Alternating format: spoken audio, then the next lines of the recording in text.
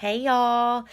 I just wanted to come on real quick. I'm going to try to keep this super, super short about a really big aha that's coming up in a bunch of our chats right now.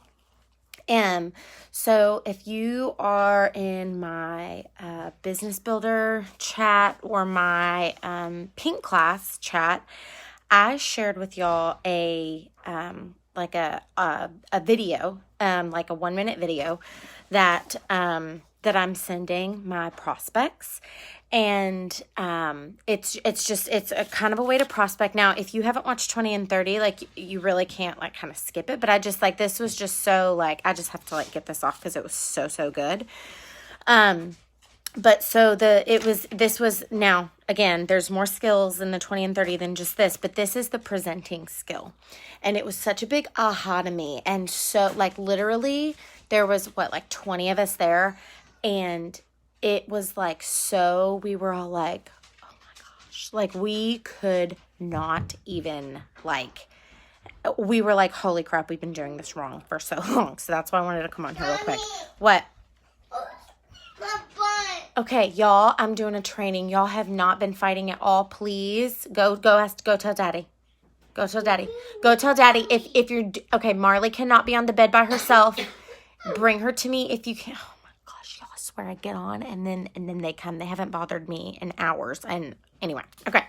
So this is the skill 3. Okay, now again, if y'all haven't watched the 20 and 30 videos, this is like you got to go back and watch them. Okay, so this is the presenting skill. Hold on, let me shut my dang door, because if I don't, then I'm just gonna get sidetracked. And I don't know if y'all know this about me, but I have ADHD. I'm sure like a lot of y'all are probably like, really? We couldn't tell. But so, yeah. So if I'm ever like, especially if we're in person, if we're ever like in person together and, like, I'm just like all over the place, like I'm not being rude. I just, I have ADHD and it's really bad. So anyway, so y'all probably already knew that, but anyway, okay. So the skill, okay. So this is about presenting. So like presenting the opportunity. Okay. So obviously you're going to have to find prospects. Okay. Your warm market, your heart market, watch 20 and 30. Y'all figure. Okay. So when you're presenting, objections are good. Okay, so when people are like, I don't have the money, I wouldn't be good at this, I'm not a seller, I don't have time, like I can't do that. Like, you want objections, okay? Objections are not a no. They're not telling you no, okay? Objections are good. They just need more information. And so it's our job to work through those objections when we are presenting this, okay? And this is how you do it. And this was like so profound to me, okay? So the first thing is, you have to ask them questions, okay? So you've got to like build rapport with them. But so like asking them questions. So like a lot of this was like, I don't have the money, and just like asking them like what's going on in their life. And he gives y'all like exact wording examples in the 20 and 30. I want to say it's course 5, I think. Maybe it's 4. One of the two. But okay, so asking them questions is super important, okay? And figuring out like where they're at. And he gives a whole process on this, y'all. Like there's a whole process, but I'm going to focus on the telling the story. Building rapport is telling your story is how you're going to build rapport, okay? And then he says, do the thing. And I'm going to tell you what the thing is. Don't let me forget. Somebody comment in the comments and don't let me forget, because like my brain just can't. Okay, so telling your story, there's 4 components to this, okay? And he had us do this, and it was so much fun.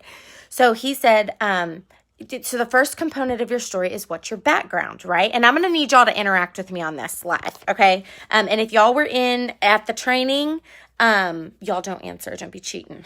I'm just kidding. Okay, so what's your background? So and everybody has a background, okay? So, you could be a homemaker, you could be, I'm just going to tell y'all mine, like, just so you know. And again, he talks about this in 20 and 30, so y'all really have to watch that to like really, really get it. But this was like really, really profound for me. So you have to tell your background, okay? What you didn't like about it, what you did not like about it, okay? And I'm gonna practice and like tell my story too, okay? How you found the solution, that's the third part. And then the fourth is how you feel about the future, okay? Now this is where I need y'all to like tell me what component of the story y'all think is the most important. If you think it's your background is the most important component of your story, what is going to draw people in, okay, drop a 1 in the comment. Okay, if you think your background is the most important part of the story, drop a 1 in the comments. Okay, if you think number 2, which is what you did not like about your background, whatever that is, drop a number 2 in the comments. Okay, if you think that the solution is the most important part of presenting the opportunity to people, drop a number 3 in the comments, okay? And if you feel that number 4, which is how you feel about the future, is the most important part of your story and this presentation, drop a number 4, okay? So number 1, if y'all think what's your background, okay? 2, what you didn't like about it, drop a number 2. 3, the solution, okay, drop a number 3. Or 4, how you feel about the future, okay? Just whatever you think it is, okay? Whatever you think it is. And so while y'all are dropping this to me, while y'all are dropping these numbers, thanks for answering, Sarah. Thanks, Candace. Okay, so Sarah thinks it's what you didn't like about it, about your background. Candace and Amy, thank y'all for participating. Candace and Amy think that it's the solution, okay? I thought that it was 3 and 4. I actually raised my hand for both. 3 and 4, okay? 3 and 4. Yeah, the solution, right? Like, why wouldn't that be the most important, right? Like, that's literally what I thought it was too. Like, and a bunch of us raised our hand too, okay? But this is like this is why we're like grilling, like, watch this, okay? So this is what he did. So I'm just going to tell y'all my story really quick, really quick. Okay. So he gave us a challenge, or an assignment, and this is one of my assignments. Okay. So my background. So what's my background? So this is how I would do my presentation. So I would say something like, I don't know if you know this, but I actually went to school to be a teacher. I have a bachelor's and a master's in education and special education. And when I was in college, I realized that I really hated the politics in the classroom. And there was something that like really stuck out to me about this, is because when I was going through this, I was in the special education classroom. And so this was like part of my student teaching thing. Like, this is what I had to do to graduate, right? So I had worked so hard, I'd worked 4 years, and then I took an extra year so I could specialize in special education, took extra classes, paid an extra semester, the whole thing. And when I got into that classroom, I was assigned a mentor. I wasn't paid for this, obviously, because it was student teaching. And when I got into that classroom, y'all, my mentor was the most inappropriate. And he was, it was literal sexual harassment, y'all. Like, he would make he would grab my butt. He would make comments to me that were just like, absolutely like disgusting. And I realized then and there that I didn't have a voice. If this was the profession that I was going to be in, I didn't have a voice, because if I said something, I would be like kind of like essentially narking on my superior. And what, who was I? I was essentially an intern. You know what I mean? And this man who was grabbing my butt, kind of grazing over my breasts, like completely inappropriate. He determined whether I graduated or I didn't, essentially. So there was nothing that I could do. I had no power. So the politics in that classroom, that was when I decided that I was going to finish the semester, but so I could graduate, because I busted my butt to do it. But I was not going to put up with that. Absolutely not. I was not going to do that. 110%, absolutely not. He was disgusting. And it was just so the politics in the classroom for me were really what kind of drove it home that this is not what I was meant to do. It was not an environment that I was appreciated in. It was not an environment where my voice mattered. It was not an environment where my strengths that I brought to the table mattered. I didn't matter. That was the message that I sent, or that I was told in that. And I was like, I don't care that I am now $50,000 in debt. Like, I'm not doing this. So I decided then that I was going to be a homemaker. I was going to stay home, and, be with my babies. And so that's what I did. And obviously y'all are moms, like y'all get it. Like, the appreciation isn't always there, like we never get to clock out. We don't have somebody, cheering us on like, hey, you did a great job. Like, you know what I mean? Like there's not a lot. And Carrie's like the most supportive husband in the world to me, y'all. But still, like your kids say some mean stuff to you. Like my kids will tell me they hate me. My kids are telling me you're the worst mom ever. You're so mean, blah, blah, blah. You know what I mean? Like it just, like it really beats you down. So I hated that I had nothing for me. I had nobody lifting me up, encouraging me, telling me I was doing a good job. And so when I found this business, I think what attracted me most to it was that this was an option for me to still be a homemaker and still teach, because I love teaching. I love doing trainings. I love helping other people. Like that is where I feel like my strengths are. And so I felt that this was like the perfect solution, because me being my own business owner, there was nobody who was going to be grabbing my butt and grazing my boobs. Absolutely not. Heck no. Absolutely not. No. Right? And so it really just kind of, and as I started doing this, like I remember when I had started teaching, I would dread the next day. I would dread thinking about, oh my gosh, I have to do this for another 6 months. Oh my gosh, I have to do this I would dread the future. You know what I mean? Like oh my gosh, it made me sick to my stomach. And so when I found this business, another thing that really attracted me to it was that there was excitement about the future. There was so much potential and possibility. And I was like, oh my gosh, like this environment, our like team environment, like it's going to be nothing like the nasty politics tearing you down and, being inappropriate in whatever way that is. I wasn't going to have to deal with that. Right.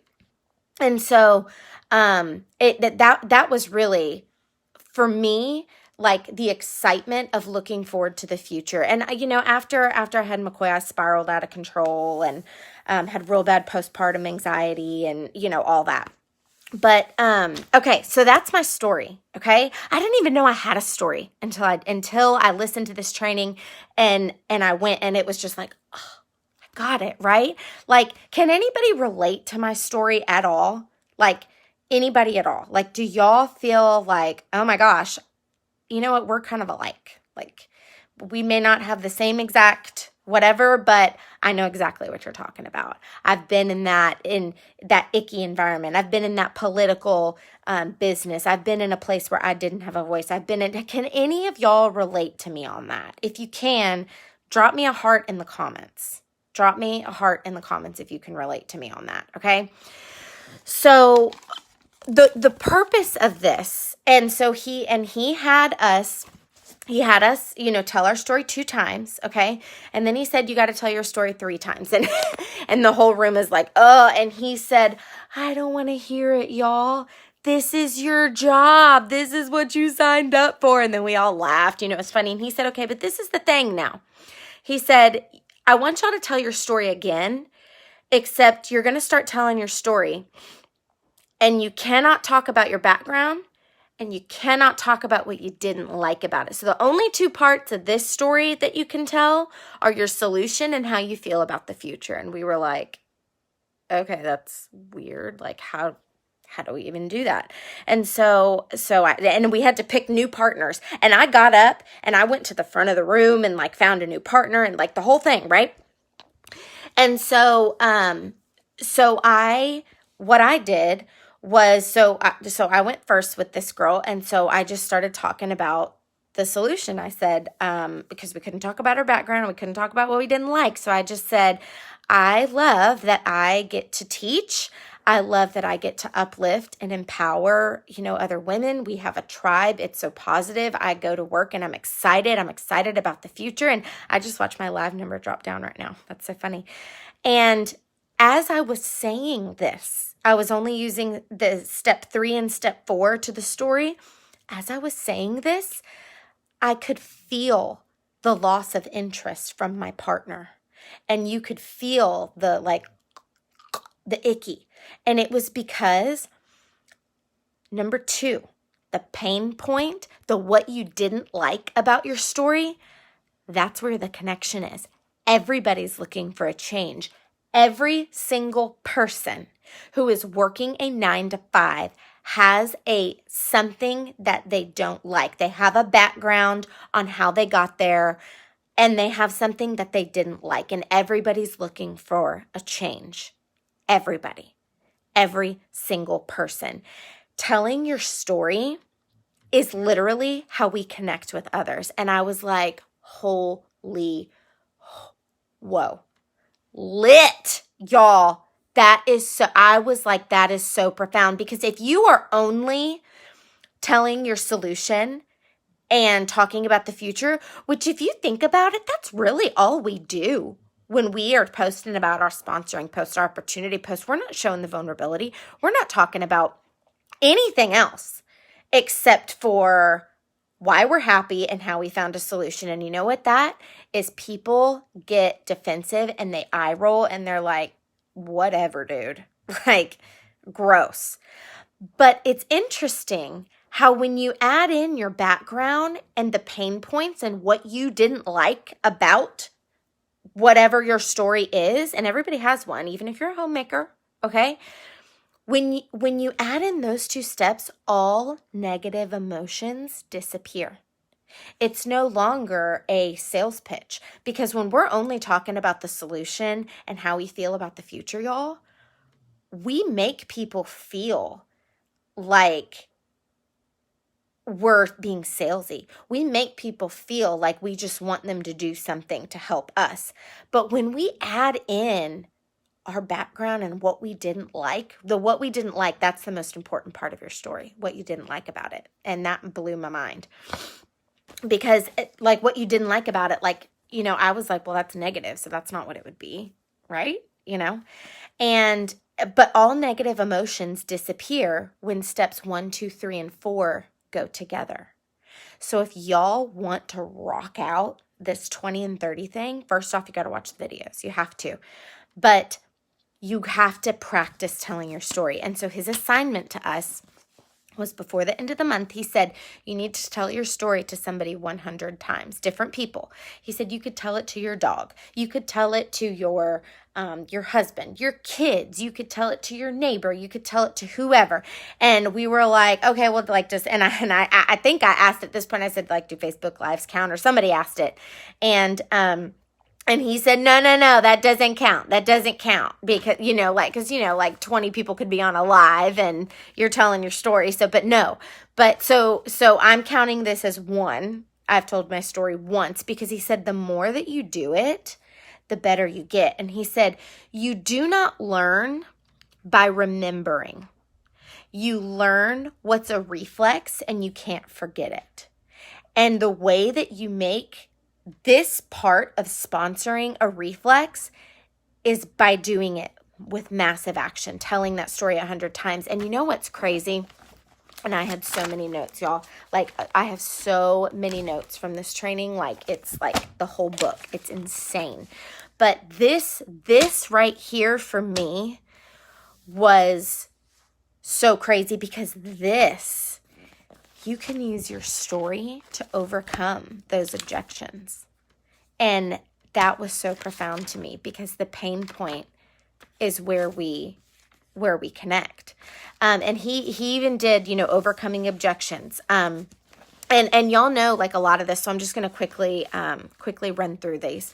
But step 1 for overcoming objections is you have to listen. You got to ask more questions, okay? When they tell you they don't have the money, be like, oh my gosh, girl, I didn't have the money either. I totally get it. So I'm just curious, what's causing you the most concern about this? Because most people have the money or they have a way that they could get it.